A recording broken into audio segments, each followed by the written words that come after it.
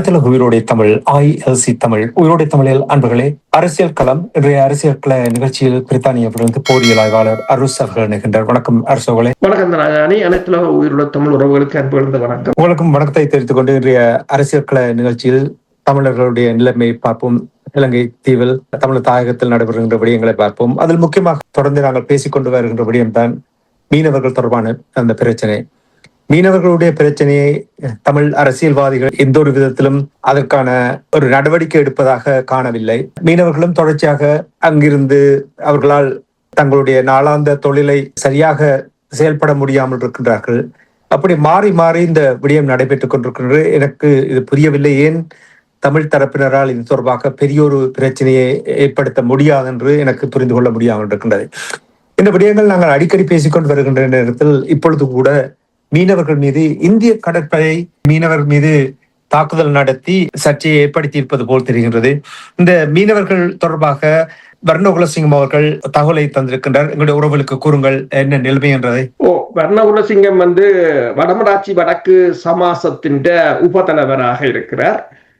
அவர் ஒரு ஊடக சந்திப்பை மேற்கொண்டு இந்த மீனவர்கள் சந்தித்து வரும் பிரச்சனைகள், அப்ப இதில் இந்திய மீனவர்கள் கல்லுகளால் தாக்கி, இந்திய படையினரோ இல்லது இந்திய மீனவர்களோ கல்லுகளால் இலங்கை மீனவர்களை தாக்கியதாகவும் அதில் பலர் காயமடைந்ததாகவும் காட்டு மிராண்டித்தனமாக நடந்து கொண்டதாகவும் சொல்லி இருக்கின்றார். அது மட்டுமல்லாது அதற்கு முதல் நாள் இன்னொரு வீடியோ வெளிவந்திருந்தது. அதாவது நைனாதீவு கடலில் இந்திய ரோலர்கள் நிற்பதை அப்படியே அவர்கள் போய் வீடியோ எடுத்து போட்டிருந்தார்கள். அதாவது இந்திய படகுகள் முற்று முழுதாக வடக்கு கடல்களை ஆக்கிரமித்து விட்டன. இந்த ஆக்கிரமிப்பை உறுதி செய்வதற்கும் பாதுகாப்பதற்கும் யாழ்ப்பாணத்தில் இந்திய துணை தூதரகம் போடப்பட்டிருக்கின்றது. அதில் அள்ளப்படுகின்ற வருமானம் மிக மிக அதிகமானது. நாங்கள் பல தடவைகள் சொல்லி இருக்கின்றோம். ஒரு நாளைக்கு 35 கோடி என்று சொன்னால் 365 12,000 கோடி 12,000 கோடி வழக்கிலிருந்து அள்ளப்படுகிறது. 12,000 கோடி ரூபாய்கள். அது எவ்வளவோ எத்தனையோ பில்லியனாக பார்க்கலாம். இதுல என்ன பிரச்சனை என்று சொன்னால், இப்ப அவற்ற கருத்தின்படி கூறுகிறார், ஸ்டாலின் மோடிக்கு கடிதம் எழுதுகிறார், அவர் நேரடியாக நடவடிக்கை எடுக்கலாம் அப்படி என்றெல்லாம் சொல்லுகிறார். ஆனால் ஸ்டாலின் ஏன் நடவடிக்கை எடுக்க வேண்டும் என்றால் ஸ்டாலினும் இதில் ஒரு பங்குதாரர். தமிழக மீனவர்கள் தான் இதனை செய்கிறார்கள். ஸ்டாலின் இதில் ஒரு பங்குதாரர். அடுத்ததாக இந்திய கடற்படை மத்திய அரசின் கீழ் இருக்கின்றது. இந்திய கடற்படையின் ஆசீர்வாதத்துடன் தான் இது நடைபெறுகின்றது. போதை வஸ்து கடத்தல் கூட அவ்வாறுதான். வடக்கு கடல் பரப்பு எத்தனை கிலோமீட்டர் வரும்? அமெரிக்காவுக்கும் கனடாவுக்கும் இடையில் 8,000 மைல் எல்லை இருக்கிறது. சீனாவுக்கும் இந்தியாவுக்கும் பல ஆயிரம் மைல் எல்லைகள் இருக்கின்றன. அதை பாதுகாக்கக்கூடிய உங்களால் இந்த வடக்கு கடற்பகுதி இந்த எல்லை உளவு உங்களால் அதை பாதுகாக்க முடியவில்லை. நீங்கள் வேண்டும் என்று செய்கிறீர்கள். சரி, இப்ப வர்ணகுலசிங்கம் பேசியதில் இப்போது நான், அதாவது கடந்த வருடம் யாழில் இடம்பெற்ற மீனவர் போராட்டம், அந்த மக்கள் போராட்டத்தை மதிக்காது ஓடி சென்று எல்லோரும் இந்திய அரசின் காலில் விழுந்தவர்கள் தான் இவர்கள் எல்லோரும். இந்திய துணை தூதரகத்தின் காலில் விழுந்தவர்கள். அரசாங்கம் செய்கிறது என்றால் அரசாங்கம் செய்கிறது எல்லாம் பிழை என்று நாங்கள் சொல்ல முடியாது. சரியானவற்றை ஏற்றுக்கொள்ளத்தான் வேண்டும், வேறு வழி இல்லை. ஆனால் அன்று மக்களை விட்டு ஓடிப்போய் நீங்கள் இந்தியாவின் பாதுகாப்பும் இந்தியாவின் முதன்மையும் என்று வீழ்ந்த நீங்கள் இன்றைக்கு நீங்கள் அத்தனை பேரும் நீங்கள் கதைப்பதற்கு உங்களுக்கு உரிமையே இல்லை. நீங்கள் அன்று தமிழ் மக்களிட பிரச்சனையோ அல்லது இந்தியாவின் பாதுகாப்பு நீங்கள் எல்லோரும் இந்தியாவின் பாதுகாப்பு தான் போனீர்கள். இந்தியா ஒரு நாளும் தமிழ் மக்களிட பாதுகாப்பு தொடர்பாக பேசியது கிடையாது, செய்ததும் கிடையாது, செய்ய போவதும் இல்லை. மற்றது உங்கள் பாதுகாப்பு, உங்கள் இனத்தை நீங்கள் பாதுகாப்பது, நீங்கள் சமாசத்தின் தலைவராக இருக்கலாம், நாடாளுமன்ற உறுப்பினராக இருக்கலாம், அமைப்புகளாக இருக்கலாம், புலம்பெயர் அமைப்பாக இருக்கலாம், உள்ளூர் அமைப்புகளாக இருக்கலாம். உங்கள் முதலாவது கொள்கை எதற்கு நீங்கள் உருவாக்கி இருக்கிறீர்கள்? 1000 பேர் இருக்கிறாங்க, இவ்வளவு சனத்தொகை இருக்குது, எல்லாரும் அமைப்பு இல்ல, அவனவன் தன் வேலையை பார்த்துட்டு போறான். நீங்கள் அமைப்பு கண்டு ஏன் போறீங்கள்? என்னத்துக்கா? அந்த காரியம் என்ன? இந்தியாவின் பாதுகாப்புக்காக நீங்கள் அமைப்பு தொடங்குறீங்கள், இலங்கை நாடாளுமன்றத்துக்கு போறீர்கள், மீனவர் சங்கத்தின் சமாசத்தில் இருக்கிறீர்கள், அப்படித்தானே? அப்ப ஸ்டாலின் கதைக்க தேவை. வர்ணகுலசிங்கம் யாரோ அந்த 4 பேர் அதுல முதல் கதைச்சவர்கள், அவர்கள் ஒருவருக்கும் கதைப்பதற்கு தகுதி இல்லை. அப்பவே நாங்கள் இதிலே கூறியிருந்தோம் அத்தனை பேரும் பதவி விலக வேண்டும் என்று. இன்னும் அதில் குத்தி இருந்து கொண்டு இப்போது ஸ்டாலின் கடத்த ஸ்டாலினுக்கும் இதில் பங்கு இருக்கின்றது, எல்லோருக்கும் தான் இதில் பங்கு இருக்கின்றது. இது ஒரு மிகப்பெரிய ஒரு வருமானம் கொடுக்கின்ற தொழில், அதை அவர்கள் விடப்போவதில்லை. நீங்கள் சில சந்தர்ப்பங்களில் நீங்கள் போராடித்தான் இதை பெற வேண்டும், ஒருவரும் கொண்டு தரப்போறதில்லை. அன்று அந்த போராட்டத்தை மழுங்கடித்தவர்கள் யார்? நீங்கள் தான். உங்கள் மக்களோட போராட்டத்தை, சொந்த மக்களோட போராட்டத்தை மழுங்கடித்தவர்கள் நீங்கள். சரி, அந்த மக்களுக்காக இப்போது நீங்கள் கூறுகிறீர்கள் ஸ்டாலினுக்கு பட்ட பெயர் வச்சு எல்லாம் கூறுகிறார். தேவையில்லாத ஒன்று அது. ஏன் புலம்பெயர் தேசத்தில் இருக்கிற அமைப்புகள் ஏதாவது வாய் திறந்ததா? ஏன் ஸ்டாலின் வாய் திறக்க வேண்டும்? உண்ட இனம், உண்ட மக்கள், உங்க இருக்கிற ஆக்களுக்கு போராடுறோம் என்றுதான் இங்கே எல்லாம் காசும் சேர்த்து உல்லாசமா வாழ்றாங்க. 6வது ஒருத்தன் இந்திய துணை தூதரகங்கள் இங்கே இருக்குத்தானே, போய் கேளுங்க வாப்பம், கதையுங்க வாப்பம். இங்க ஒரு அமைப்பு இருக்கு, நாங்கள் அந்த அமைப்பை சொல்றது ரோவின் தலைமையகம் என்றால் இங்க சொல்றது. அது அங்க வானையும் தரையையும் கடலையும் இந்தியாவுக்கு எழுதி கொடுத்துட்டு இங்க இருக்கிறேன் அவையல் என்ற அங்கத்தை அத்தியோகத்து தானே. அவையல்ல கன பேர் அண்டன் மாலசிங்கம் இருக்க கூடி போய் சந்திச்சது கிடையாது. ஏனென்றால் அண்டன் மாலசிங்கம் தானே அப்ப இயக்கத்து இருக்க சந்திச்சா தாங்களும் வந்த பட்டியலுக்கு வந்துடும் என்றதாக சந்திக்கிறேன். இப்ப அவையெல்லாம் இயக்கத்தின் தளபதிகள், கட்டல் தளபதிகள், ஃபீல்ட் மார்ஷல்களாக தான் திரிக்கணும் நினைக்க. ஆனால் அப்படி தங்களுக்கு தாங்களே சொல்லிக்கொண்டு திரிஞ்சாலும் நீங்கள் ஒருத்தரும் கூட அந்த மக்களுக்காக வாய் திறக்கவில்லை. இந்த சொந்த இனமே உங்க மக்களுக்காக வாய் திறக்கவில்லை. சொந்த இனத்தை பிரதிநிதித்துவப்படுத்துகிறவர்கள் எல்லா நாட்டிலும் தேடி பிடிச்சு பாருங்க. இந்த மீனவர் பிரச்சனை இன்றைக்கு அவர் ஒரு மிகப்பெரிய ஒரு நீங்கள் அந்த வீடியோவை நீங்கள் பார்க்கலாம். மிகப்பெரிய ஒரு ஆதங்கமாகவும் ஒரு வேதனையாகவும் தான் அதை வெளியிட்டிருக்கிறார். உங்கள் வேதனை புரிகிறது. உங்கள் வேதனையை உங்கள் இனம் எடுத்துக்கொள்கிறதா? முதலாவது ஸ்டாலின் கிட்ட போறதுக்கு முதல், நாங்கள் மோடிட்ட போறதுக்கு முதல், நாங்கள் இலங்கை அரசாங்கத்திடம் போறதுக்கு முதல், உங்கள் அமைப்புகள், உங்கள் நாடாளுமன்ற உறுப்பினர்கள், உங்கள் சிவில் அமைப்புகள், உங்கள் தேசத்தில் இருக்கின்ற இந்து மத தலைவர்களாக இருக்கலாம், கத்தோலிக்க மத தலைவர்களாக இருக்கலாம், முஸ்லிம் மத தலைவர்களாக இருக்கலாம், யாராக இருக்கலாம், என்ன செய்தீர்கள்? இந்தியாவுக்கு அழுத்தத்தை கொடுத்தீர்களா? யார் இதில் குற்றவாளி? யார் உங்கள் மீனை வந்து அள்ளுவது? இலங்கை கடற்படையா? இல்ல, இந்திய மீனவர்கள் வந்து அள்ளுகிறார்கள். யார் அதை பாதுகாக்கிறது? இந்திய கடற்படை. இலங்கை அதுக்கு ஆதரவு வழங்கலாம், அது வேறு முடியும். இப்ப எதிரி யார்? இந்திய. ஆனா நீ ஏன் இலங்கையை நோக்கி சொல்ற? எதிரி எங்க இருக்கிறான்னு உனக்கு தெரியும். ஆனால் நீ துப்பாக்கி வச்சிருக்கிறது வேற இடத்தை நோக்கி. அது வேண்டும் என்று செய்கிறீர்கள். ஒட்டுமொத்தமாக நாங்கள் பேசுறதுக்கு ஒன்றும் இல்லை, இவர்களுக்காக பரிந்து கதைப்பதற்கு ஒன்றும் இல்லை.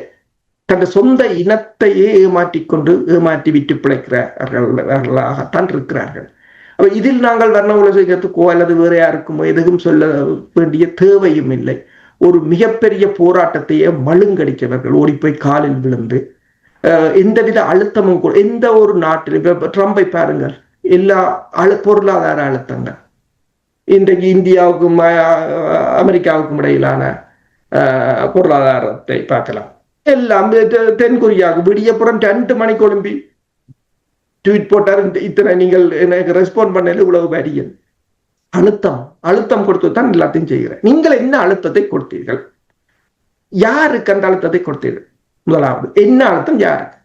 இவ்வளவு விடயங்களும் நீங்கள் கூறுவது அது இவர்களுடைய இயலாமையினுடைய வெளிப்பாடுதான் உண்மையாக. என்றால் நான் அடிக்கடி இங்கே இந்த வானொலியில் உங்களோடும் உரையாட பொழுது கூறுவது என்னவென்று சொன்னால், ஒரு இன்டலெக்சுவல்ஸாக இருக்க வேண்டும், ஒரு அறிவு சார்ந்த புத்திஜீவியாக இருந்தால் தான் இந்த விடயங்களை நீங்கள் சிந்திக்கலாம். ஆனால்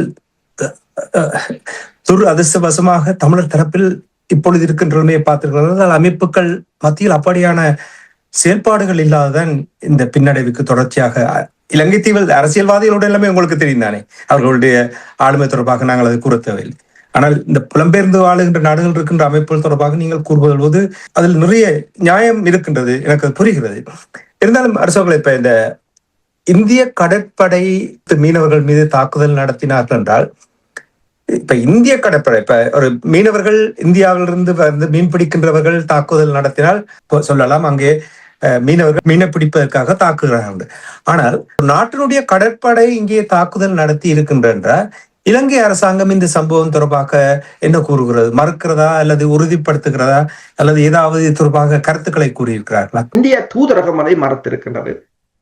அப்படி ஒரு சம்பவம் நடக்கவில்லை, தாங்கள் அவ்வாறு செய்யவில்லை, தாங்கள் இப்போதும் இலங்கை மீனவர்களை தாங்கள் மதிக்கின்றோம், அவர்கள் உரிமையை மதிக்கின்றோம் என்றெல்லாம் அவர்கள் அறிக்கை விட்டிருக்கிறார்கள். ஆனால் இங்கிருந்து கிடைக்கின்ற தகவல்களின்படி பார்க்க போனால் தாக்குதல் நடந்ததாக, மீனவர்களும் தாக்குதல் நடத்தியதாகத்தான் கூறப்படுகின்றது. அது ஒரு மிக்ஸ்டான தகவல்கள் தான் வந்து கொண்டிருக்கின்றன. ஆனால் எது எப்படியோ, அதே சமயம் நைனாதீவு கடல் வரையிலும் ட்ரோலர்கள் நிற்பதை வெளிச்சம் பாய்ச்சி, அதாவது டோர்ச் லைட் அடித்து அதை படம் பிடித்து வீடியோ எடுத்து கூட ட்விட்டர் தளங்களில் போட்டிருக்கிறார்கள். அதாவது எல்லா இடங்களும் தான் இப்போது இந்தியா படகுகளால் ஆக்கிரமிக்கப்பட்டு கொண்டிருக்கின்றது. உலக நாடுகள் பொருளாதாரத்தால் வீழ்ந்து கொண்டிருக்கின்றன. இந்தியாவுக்கு மிகப்பெரிய பொருளாதார நெருக்கடி, அது மிகப்பெரிய சனத்தொகையை கொண்ட நாடு.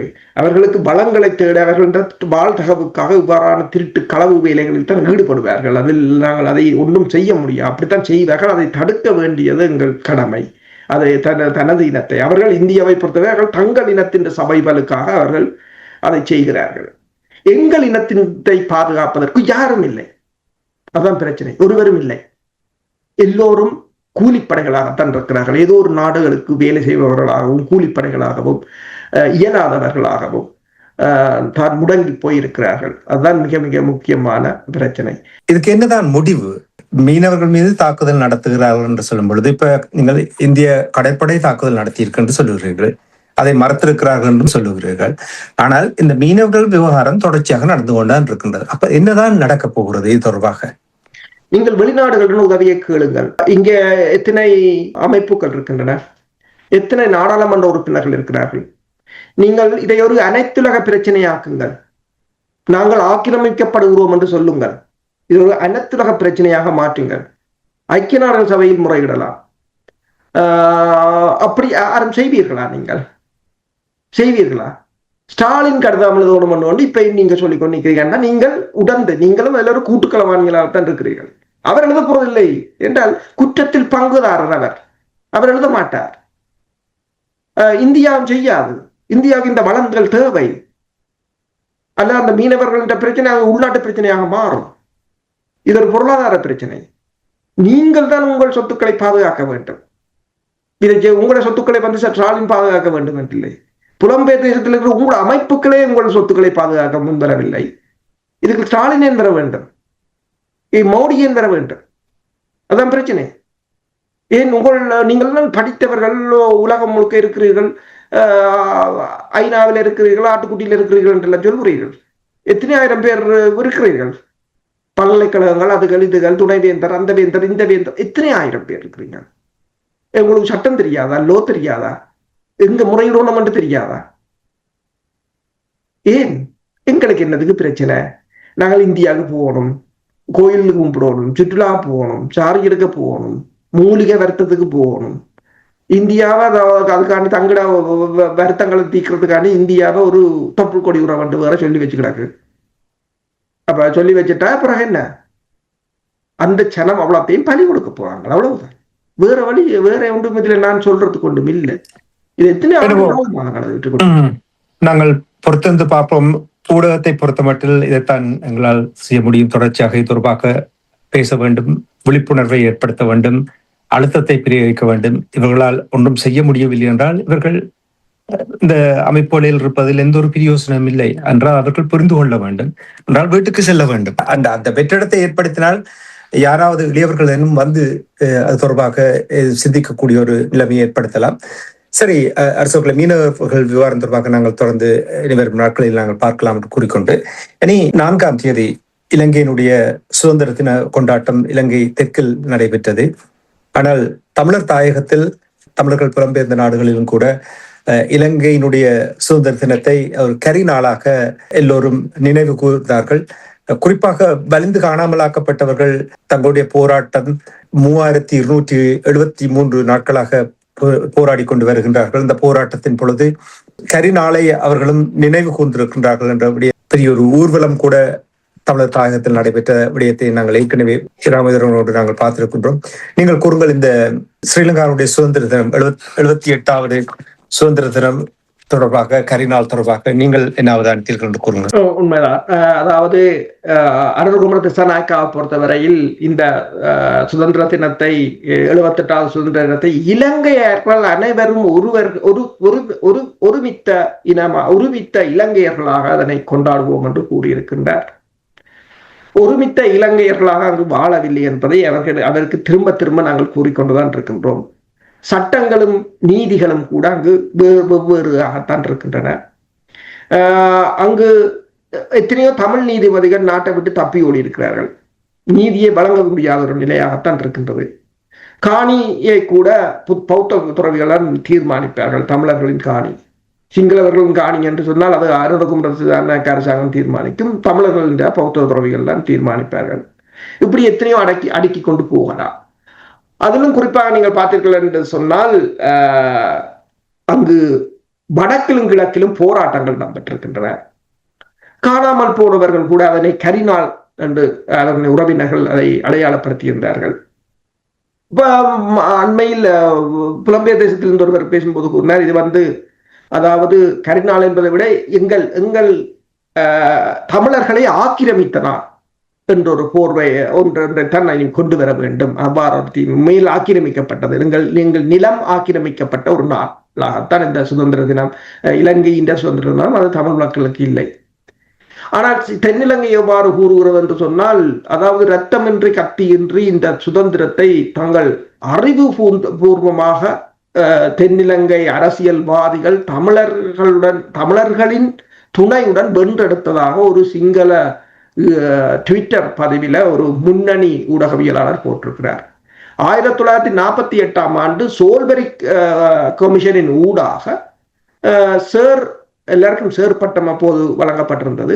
சர் ஜோன் கொத்தலாவல தலைமையில் இந்த வெற்றி அடையப்பட்டதாகவும், அந்த வெற்றியில் உழைத்தவர்கள் எல்லோரும் ஆக்ஸ்போர்ட் கேம்பிரிட்ஜ் பல்கலைக்கழகத்தில் பட்டம் பெற்றவர்கள் என்று சொல்லியும் அதில் அடுக்கி கொண்டு போகிறார்கள். யார் என்று சொன்னால் SWRD பண்டாரநாயக்கா ஆக்ஸ்போர்ட்டில் படித்தவர், ஜேம்ஸ் பீரிஸ் கேம்பிரிட்ஜில் படித்தவர், பொன்னம்பலம் அருணாச்சலம் கேம்பிரிட்ஜில் படித்தவர், சேனநாயக்கா கேம்பிரிட்ஜில் படித்தவர், விஜயவர்த்தனா கேம்பிரிட்ஜில் படித்தவர், ஜெயதிலகா சார் அவரும் சார் தான் சார் ஆக்ஸ்போர்ட்ல படித்தவர். இவ்வளவு பேரும் சிங்களவர் பிரச்சனை இல்லை, அவங்க ஆக்ஸ்போர்ட்ல படித்தாலும் கேம்பிரிட்ஜில் படித்தாலும் அவங்க படிவா செய்துட்டாங்க. இதுக்குள்ள இப்போ நம்மள அருணாச்சலம் டாக்டர் இருக்கிற தமிழராத்தான் இருக்கணும். ஆனா நீங்கள் என்ன பண்ணீங்க? அவங்க பெருமையா போடுறாங்க எல்லாத்தையும், இவ்வளவுட்ட பேரையும் போட்டு எங்க படிச்சவன் என்று பெருமையா போட்டு கிடக்கு. சரி, இதுல தமிழர்களுக்கு எங்க பெருமை இருக்கிறது? முந்தி சொல்லுகிறார்கள், அப்போது பிரித்தானியா ஆட்சி காலம் இருந்த போது தமிழர்கள் தான் பெரும் பெரும் பதவிகள் இருந்தார்கள் என்று. என்ன பதவியில் இருந்தீர்கள்? யாருக்கு இந்த பதவிகளை பயன்படுத்தினீர்கள்? உங்களுக்கும் உங்கள் பிள்ளைகளுக்கும் அல்லது உங்களுக்கு ஒரு இதுக்கும்? இப்ப இதுல பார்த்தீங்கன்னு சொன்னா இவ்வளவு பேரும் அதுல படங்களும் போட்டிருக்கு. அது முந்தி உங்களுக்கு தெரியும், அந்த வின்சன் சர்ச்சில் என்ற சிகா மாதிரி ஒரு சுருட்டோட தான் இருப்பார்கள். என்னன்னு சொன்னா அது அவர்களுக்கு கௌரவம், அது பிரச்சனை இல்லை, நீங்கள் எப்படியோ இருந்துட்டு போங்க. ஆனால் உங்கள் இனத்துக்கு ஏதாவது ஒன்றை செய்து விட்டால் உங்களை பற்றி பிரச்சனை இல்லை, யாரும் இதில் பேச போவதில்லை. இப்ப அவங்க ஆக்ஸ்போர்ட் கேம்பிரிட்ஜில் படிச்சாங்கன்றதுக்கு அது தகுதி அவங்க நிரூபிச்சுட்டாங்க. தாங்கள் படிச்சாங்கன்றத உங்களை ஏமாத்தி நிரூபிச்சுட்டாங்க. ஆனால் நீங்கள் படிச்ச இந்த பிரயோசனம் அதான் அந்த ஒரு கேள்வி. எனக்கு இதை இன்றை வாசித்தவுடன், இந்த ட்விட்டரில் அவர் எழுதினத்தை வாசித்தவுடன் எனக்கு ஓடியது தான். அவங்க படிச்சாங்க, படிச்சதை தனது இனத்துக்கு அப்ளை பண்ணினாங்க. நாங்கள் படிக்கிறத விட அப்ளிகேஷன் முக்கியம். இப்ப பிசினஸ் டிகிரி எடுத்து கோல்டு மெடல் எடுத்தவங்க எல்லாம் இருக்கிறாங்க. ஆனா சக்சஸ் ஆகிறத யார்? சும்மா இருக்கிறவங்க சக்சஸ் ஆக வந்துட்டு போறோம். அப்ளிகேஷன் தானே முக்கியம். இதுல நீங்கள் எந்த இடத்திலும் தோல்வியை கண்டிருக்கிறீர்கள். எந்த படிப்பு படிச்சாலும் இப்ப படிக்கிறது என்னத்துக்கு? ஒரு தண்ட இனத்தை காப்பாற்ற, ஒரு தண்ட இனத்துக்கு ஒரு தொழில்நுட்பத்தை உருவாக்க, சவைவலுக்காகத்தான். இன்றைக்கு இந்த விலங்குகள்ல இருந்து மனிதன் உயர்வா இருக்கிறது என்ன? கல்வி அறிவு. இந்த மனிதனை விட அறிவில கூடியது வந்தால் நாங்கள் விலங்காக மாற வேண்டிய நிலை. ஏன் எங்களை அவர்கள் அடக்கக்கூடிய நிலைமையாக வரும். அப்ப சர்வைவல் மெக்கானிசம் அதை அவங்க சரியாக பயன்படுத்தினார்கள், சரியாக செய்து விட்டார்கள். நாங்கள் என்ன நிலைமையில் இருக்கின்றோம்? அப்ப இந்த கரிநாளை பொறுத்தவரையில் இலங்கையின் சுதந்திர தினத்தை இங்கேயும் போராடினார்கள். இங்கேயும் எல்லா நாடுகளிலும் இது இடம்பெற்றது. கரிநாள் என்று சொல்றாங்க. கரிநாள் என்பதை விட இது ஒரு ஆக்கிரமிக்கப்பட்ட நாள், மண் ஆக்கிரமிக்கப்பட்ட நாள் என்பதுதான் முக்கியம். அதை விடுதலை புலிகளும் ஒப்புக்கொண்டார்கள். இந்த மண் எங்களின் சொந்த மண் என்றால் இது ஒரு மண்மீட்பு போராட்டம். தமிழீழம் என்பது புதிதாக நாங்கள் கட்டிய, அது இருந்ததை இழந்து விட்டோம், எடுக்கிறதுக்கான போராட்டம் என்றதுதான் அதாக இருந்தது. வளமை போல இங்கே உங்களுக்கு தெரியும், ஒவ்வொரு வருஷம் 2026 வந்துட்டது. இனி இது அப்படியே நகர்ந்து கொண்டு போகும். கரிநாள் என்றொரு போகும். பிறகு அதுக்கு பிறகு முள்ளிவாய்க்கால் வரும். மனித உரிமைகள் ஆணைக்குள் 2 தரம் வருஷத்தில் 2 தரம் கூடுவார்கள். அது ஒரு திருவிழாவாக வரும். பிறகு அப்படியே போக பேருந்து கருப்பு ஜூலை வந்துடும். பிறகு அப்படியே போனா பேருந்து மாவீர தினம் வந்துடும். பிறகங்கால பேருந்து கிறிஸ்துமஸ் பண்டிகையோட முடிஞ்சிடும். பிறகு அடுத்த வருஷத்துக்கு ரெடி பண்ண வேண்டியதான். இவ்வாறுதான் போய்கொண்டிருக்கின்றது. இதற்கங்கால என்னால சொல்றதுக்கு எதுவும் இல்லை. எனவே ஒவ்வொரு ஆண்டும் வரும்பொழுது இப்ப கிட்டத்தட்ட உயிரோடை தமிழில் மட்டுமே நாங்கள் 16 ஆண்டுகளாக இது தொடர்பாக 17 ஆண்டுகளாக பேசிக்கொண்டு வருகின்றோம். எந்த ஒரு முன்னேற்றமும் தமிழர் தரப்பில் இல்லாத ஒரு நிலைமை இருக்கின்றது. இதை நாங்கள் மீண்டும் அதை அழுத்தாலும் கேட்கும் பொழுது அழுத்தாலும் மீண்டும் சொல்ல வேண்டியது ஊடகத்தினுடைய பொறுப்பு, உங்களுடைய பொறுப்பு. எனவே அதை நாங்கள் கூறிக்கொண்டு இனி இன்னொரு விடயத்தை பார்ப்போம். இலங்கை தீவில் நடைபெறுகின்ற விடயம் உங்களுக்கு தெரியும். ஜேவிபியினுடைய டில்வின் சில்வா அவர்கள் இந்தியா மீது அதிருப்தியில் இருந்தார்கள் என்று உங்களுக்கு தெரியும். அது உலக அறிந்த ஒரு விடயம், எவ்வாறு ஜேவிபியினருக்கும் இந்தியாவுக்கும் இடையில். ஆனால் இப்பொழுது வருகின்ற செய்திகளை பார்க்கும் பொழுது ஜேவிபியினுடைய பொதுச் செயலாளர் டில்வின் சில்வா அவர்களுடனான ஒரு குழு ஒன்று இந்தியாவுக்கு பயணத்தை மேற்கொள்கிறார்கள் என்ற செய்திகள் வந்திருக்கின்றது. இதை பார்த்தவுடன் தான் நான் யோசித்தேன், இந்த அரசியல் முதிர்ச்சி என்று சொல்லும் பொழுது பாருங்கள், காலத்தின் தேவையின் உலக ஓட்டத்தின் பால் செயல்படுகிறார்களோ சிந்திக்கின்ற தோன்றுவது போல் தெரிகின்றது. நீங்கள் தான் அதற்கான விளக்கத்தை தர வேண்டும். டில்வின் சில்வாவுடைய இந்த குழு இந்தியாவுக்கு மேற்கொள்ளுகின்ற பயணம், இந்த பயணத்துடைய நோக்கம் என்ன? டில்வின் சில்வாவுடன் சேர்த்து கிட்டத்தட்ட 6 பேர் கொண்ட குழு. அதில் வடபகுதி நாடாளுமன்ற உறுப்பினர் இளங்குமரன் இருக்கின்றார். அந்த குழு இந்தியாவுக்கு சென்றிருக்கின்றது. இந்தியாவுக்கும் இலங்கைக்கும் இடையிலான முருகல் நிலை உங்களுக்கு தெரியும். இந்தியா இப்போது நாமல் ராஜபக்சவை, நாங்கள் கடந்த வாரம் பேசியிருந்தோம், நாமல் ராஜபக்சவை இந்தியா முதன்மைப்படுத்துவதாகவும், அதற்கு பிறகு நாமல் ராஜபக்ச அங்கு சென்று 2 மாநிலங்களின் முதல்வர்களை சந்தித்து அந்த இந்தியாவின் குடியரசு தினத்தில் அவர் ஒரு பிரதம விருந்தினராக அந்த அணிவகுப்பில் கலந்து கொண்டது, திறந்த ஜீப்பில் வெளியே தெரிந்தது. அதற்கு இந்திய தூதுவர் சந்தோஷ் ஜா வந்து உடந்தையாக இருந்தது, எல்லாம் வெளிவந்த தகவல். அதற்கு பிறகு அவர் வந்ததுடன் உடனடியாக இந்த அரசு நாமல் ராஜபக்ச மீதும் அவரது தாயார் மீதும் ஒரு வழக்கை போட்டு அவர்களை நீதிமன்றத்துக்கு அழைத்திருந்தது. ஆனால் கைது செய்யவில்லை. அப்ப என்னென்று சொன்னால், இந்த அரசுக்கு அடுத்ததாக நாமல் ராஜபக்சவை அடுத்த தலைமுறை, இப்ப ரணில் விக்ரமசிங்காவும் கூறுகிறார் என்னென்றால், அடுத்த தலைமுறையினரை ஜேவிபி இந்த தலைவர்களாக மாற்ற வேண்டும் என்றுதான் ரணில் விக்ரமசிங்கா கூறியிருக்கின்றார். அதே போல இந்த அடுத்த தலைமுறை என்னும் செல்லும் போது அது ஒரு மிகப்பெரிய ஒரு வீரியம் மிக்க சொல்லாகத்தான் இலங்கை அரசு கருதுகிறது. எனவேதான் இலங்கை அரசு இப்போது இந்தியாவை ஏதோ ஒரு வழியில் அணுக வேண்டிய நிலை. இலங்கை அரசு இந்தியாவை போலதான் இப்ப உங்களுக்கு தெரியும், இந்தியாவுக்கும் இப்ப ட்ரம்புக்கும் இடையில் இடம்பெற்ற வர்த்தக உடன்பாடு உங்களுக்கு தெரியும். அதில் இருந்து நாங்கள் கற்றுக்கொள்வது என்ன என்று சொன்னால், இந்தியா எல்லோருடனும் ஒரு நட்புறவை பேண வேண்டும் என்ற ஒரு நிலையில் இருக்கின்றது. ஏனென்றால் இந்தியாவின் பலம் அவ்வளவுதான். இப்ப சீனா ஒரு நிலையில் நிற்கின்றது, ரஷ்யா ஒரு நிலையில் நிற்கின்றது, ஈரான் ஒரு நிலையில் நிற்கின்றது. ஆனால் இந்தியா அவ்வாறான ஒரு நிலையாக இல்லை, இருக்கவும் முடியாத ஒரு நிலையாகத்தான் இருக்கின்றது. அது இந்த படைபலம், அதில் பல காரணிகள் இருக்கின்றன. படைபலமாக இருக்கலாம், பொருளாதார வளமாக இருக்கலாம், தொழில்நுட்பமாக இருக்கலாம்.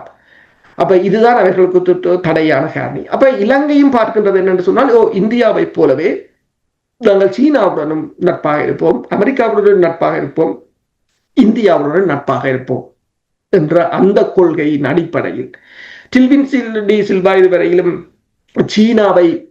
சீனாவுடனான தொடர்புகளை அவர் பெருமளவில் பேணியிருந்தார். சீனா தூதுவர்கள் அதிகாரிகள் வந்தாலும் அவரை தேடி சென்று சந்தித்து விட்டுத்தான் செல்வார்கள். ஆனால் அந்த ஒரு சாயத்தை இல்லாத செய்ய வேண்டும், தாங்கள் இந்தியாவுடனும் ஒரு நட்புறவை பேணுகிறோம் என்ற நிலையில், அதாவது இந்தியாவுக்கு உள்ளுக்கு எதிர்ப்பாக இருந்தாலும் ஆனால் அதனை ராஜதந்திர ரீதியாக அதனை ஈடு செய்வதற்கான ஒரு பயணமாகத்தான் இதை பார்க்கலாம். இந்தியாவில் இருக்கின்ற மிலிந்த ராஜபக்ஷ இது தொடர்பாக எழுதும் போது அவர் கூறியிருக்கின்றார், 1970களில் ஒரு கலவரத்தை ஏற்படுத்தியது ஜேவிபி. 89, 88, 89களில் ஆயிரக்கணக்கான இளைஞர்கள் உயிரை விட்டது இந்தியன் இராணுவத்தை வெளியேற்றுவதற்காக, அதை ஃபாரின் இன்ஃப்ளூயன்ஸ் என்று அவர்கள் சொன்னார்கள். அதற்கு பிறகு ஜேவிபி தொடர்ச்சியாக இந்தியாவின் தலையீடுகளை எதிர்த்து கொண்டுதான் வந்தது. பல உடன்பாடுகளை, வடக்கு கிழக்கு இணைப்பு உட்பட பல உடன்பாடுகளை இல்லாது செய்ததிலும் ஜேவிபியின் பங்களிப்பு இருந்தது. ஆனால் இப்போது ஏற்பட்டிருக்கின்ற மாற்றம் ஜேவிபியின் ஒரு மாற்றமாக, அந்த கொள்கையின் மாற்றமாக தெரிகிறது. இதை இலங்கை அரசு இதை ஒரு நல்லொரு வியாபாரத்துக்கு இதனை பயன்படுத்துவதாகத்தான் இந்த பாசிட்டிவான மூவ்மெண்ட் தெரிகின்றது. அதாவது இது அந்த அதாவது பிராந்தியத்தின் நிகழ்தகமை, அதாவது நிகழ்கால நிகழ்வுகளுடன் நார்மலி கூறலாம் ரியாலிட்டிஸ் என்று சொல்லி, ரீஜனல் ரியாலிட்டிஸ், அதை மையமாக கொண்டு நடைபெறுகின்ற இந்த மூவ் ஒரு வரவேற்கத்தக்கது என்ற மாதிரி அவர் கூறியிருக்கின்றார். இப்ப நீங்கள் சொன்னதும் அவர் சொன்னதும் ஒன்றுதான். இப்ப நீங்கள் சொன்னதைத்தான் அவரும் கூறியிருக்கின்றார். அவர்தான் இந்த நாமல் ராஜபக்ஷ அவர்கள், இந்த மிலிந்த ராஜபக்ஷ அவர்தான் நாமல் ராஜபக்ஷ இந்த குழுவின் பயணத்தையும் ஒழுங்குபடுத்தியது, அங்கு துணை புரிந்தது. அதே போல அவர்தான் இந்த குழுவை தொடர்பாக இவ்வாறான ஒரு கருத்தை வெளியிட்டிருக்கின்றார். அதாவது இலங்கை தனது ராஜதந்திரிகளில், அமைச்சர்களில் அல்லது அரசியல்வாதிகளில் பல பிரிவுகளை, அதாவது அமெரிக்காவுடன் தொடர்புகளை, அமெரிக்காவுடனான உறவுகளை பேணுவதற்கு அல்லது இந்தியாவுடனான உறவுகளை பேணுவதற்கு, சீனாவுடனான உறவுகளை பேணுவதற்கான வெளியான குழு. மிலிந்த ராஜபக்ஷ எல்லாம் இதில் இல்லை, அவர் ராஜதந்திரியாக ஒன்றிலும் இல்லை. அவர் இதுகளை ஒருங்கிணைப்பது, ஒவ்வொரு நாடுகளுடனான உறவுகளுக்கான ஒரு ஒருங்கிணைப்பை ஏற்படுத்துவது, இந்தியாவுடனான ஒரு ஒருங்கிணைப்பை ஏற்படுத்துவதற்கு, கள நிலைமையை அறிந்து இலங்கை அரசுக்கு சொல்வதற்கு எந்தெந்த பயணங்கள் தேவை என்பதை ஒழுங்குபடுத்த ஒரு குழு இருக்கும். அதே போல சீனாவுடனானதுக்கு ஒரு குழு இருக்கும், யுஎன்ஏ கையாள்வதற்கு ஒரு குழு இருக்கும், ஐரோப்பிய ஒன்றியத்துக்கு ஒரு குழு இருக்கும். அவ்வாறான ஒரு குழுதான் இந்த தகவலை வெளியிட்டிருக்கின்றது. இதில் ஒரு கவலை என்னென்று சொன்னால், இவ்வாறான குழுக்கள் ஒவ்வொரு நாடுகளுடன் ஒருங்கிணைத்து ஒரு களநிலைமையை ஆராய்ந்து தமிழர்களை ஒருமுறைப்படுத்துவதற்கு எங்களிடம் எதுவும் இல்லை. இதைத்தானே நாங்கள் இவ்வளவு காலமாக சொல்லிக் கொண்டு வருகின்றோம். எங்களுக்கென்று அந்தந்த குழுக்கள், அந்தந்த துறை சார் நிபுணர்கள் செயல்பட வேண்டும். சரி, நாங்கள் இந்த விடயங்களுக்கு செல்வதற்கு முன்னதாக இப்ப இந்த ஜேவிபியினருடைய நிலைப்பாடு தொடர்பாக, இந்திய பயணம் தொடர்பாக மிகவும் சுருக்கம். இப்ப 1987 இலங்கை இந்திய ஒப்பந்தத்தை முற்றுமுழுதாக எதிர்த்தது ஜேவிபியினர். அதனுடைய உறுப்பினர்கள் தான் இப்பொழுது எம்பிபி என்ற கட்சியில் இருக்கிறார்கள். ஜேவிபியினர் பாரம்பரியமாக இந்தியாவுடைய எதிரான நிலைப்பாட்டை அவர்கள் கொண்டிருந்தார்கள். இப்பொழுது இந்த நிலை மாற்றங்கள், டில்வின் சில்வா அவர்கள் அங்கே இந்தியாவுக்கு பேசுவதற்கு போகிறார் என்றால் நிச்சயமாக நிலை மாற்றம் வந்திருக்க வேண்டும். இந்த நிலை மாற்றம் தொடர்பாக நீங்கள் எப்படி பார்க்கிறீர்கள்? அதாவது நாங்கள் உலக ஓட்டத்தின் பால் மாற்றங்கள் வரும்பொழுது பேசி அதற்கேற்ற மாதிரி அணுகுமுறைகளை மாற்றுவது எவ்வளவு தேவை, அவ்வாறான ஒரு வகையில் தான் இவர்கள் இது செயல்படுகிறார்களா? நீங்கள் எப்படி பார்க்கிறீர்கள்? இது நிலை மாற்றம் என்பதை விட ரீஜனல் ரியாலிட்டிஸ் என்று அதுதான் அவர் ராஜபக்ச கூறியிருந்தார். அதாவது பிராந்தியத்தில் இருக்கின்ற தற்போதைய ரியாலிட்டி என்ன, தற்போதைய நிலை என்ன என்பதை அறிந்து நகர்த்தப்பட்ட ஒரு நகர்வாகத்தான் பார்க்கலாம். அது நாளைக்கு மாறும் என்றால் ஜியோ பொலிட்டிக்ஸ் டைனமிக் சேஞ்ச், அது அடிக்கடி மாறிக்கொண்டிருக்கும். அப்ப நாளைக்கு அவர்கள் மாறலாம். ஆனால் அதற்காக இந்த பயணம் சீனாவுக்கு எதிரானதோ அல்லது இந்தியாவின் பக்கம் இலங்கை சாய்ந்து விட்டதோ அல்லது அமெரிக்காவுக்கு எதிராகவோ அல்லது அமெரிக்காவோட வெளியே அப்படி ஒன்றும் இல்லை. அவர்கள் அந்த உறவுகளுடன், அதாவது சீனாவுடனான உறவுகளை பேணுகின்ற அதே சமயம், அமெரிக்காவுடனான பெறுகின்ற அதே சமயம், இந்தியாவையும் ஏதோ ஒரு வழியில் தாங்கள் ஒரு அணுகி அந்த ராஜதந்திர உறவுகளை பலமாக வைத்திருக்க வேண்டும் என்பதற்காக மேற்கொள்ளப்பட்ட ஒரு நகர்வாகத்தான் இதை பார்க்கலாம். இப்ப நீங்கள் பார்த்தீங்கன்னு சொன்னால், சீனா கட்டி கொடுத்த மாத்தள விமான நிலையம் கடந்த வருடம் கிட்டத்தட்ட 1,45,000 பேர் அங்கு இறங்கி போயிருக்கிறார்கள் என்று, அதாவது மெல்ல மெல்ல முன்னுக்கு வந்து கொண்டிருக்கின்றது. யாழ் அனைத்துலக விமான நிலையம் கடந்த வருடம் 54,000 பேர் அதில் இறங்கி போயிருக்கிறார்கள். 1,300 விமானங்கள் சென்றிருக்கின்றன. அதுவும் மெல்ல மெல்ல மேல் நோக்கி வந்து கொண்டிருக்கிறது. இப்ப பொருளாதாரத்தை கடந்த வருடம் இந்திய இலங்கையின் சுற்றுலாத்துறை $2.3 மில்லியன் $2.3 பில்லியன் எட்டியிருந்தது. அப்ப அது இலங்கைக்கு ஒரு முக்கிய வருமானமாக இருக்கின்றது. அதில் கூடுதலாக சீன சுற்றுலாத்துறை பயணிகள், இந்தியாவை சேர்ந்தவர்கள் எல்லாம் அதிகமாக இருக்கிறார். அப்ப பொருளாதார ரீதியாக இலங்கைக்கு தற்போது இந்த நாடுகளுடனான ராஜதந்திர உறவுகள் தேவை. அதற்காக இலங்கை இந்த இந்த இந்த நகர்வை செய்திருக்கிறது. நன்றி அரசோக்களை. இன்றைய அரசியல் நிகழ்ச்சியில் இணைந்து இலங்கை தீவில் உள்ள நிலைமைகளை உயிரோடை தமிழ் உறவுகளோடு பயந்து கொண்டமைக்காக உயிரோடை தமிழ் அன்பர்கள் சார்பாக நன்றி கூறிக்கொண்டு மீண்டும் ஒரு நிகழ்ச்சியில் இணைந்திருப்போம். அதுவரைக்கும் நன்றி, வணக்கம். நன்றி, வணக்கம். எமது பார்வையாளர்களுக்கு வணக்கம். மக்களின் குரலாய் ஓங்கி ஒலிக்கும் இலக்கு மின்னிதழ் மற்றும் உயிரோடை தமிழ் வானொலி ஆகிய இவ்விரு ஊடகங்களும் உங்களைப் போன்ற எமது நேயர்கள், நண்பர்களின் ஆதரவிலேயே இயங்கி வருகின்றன.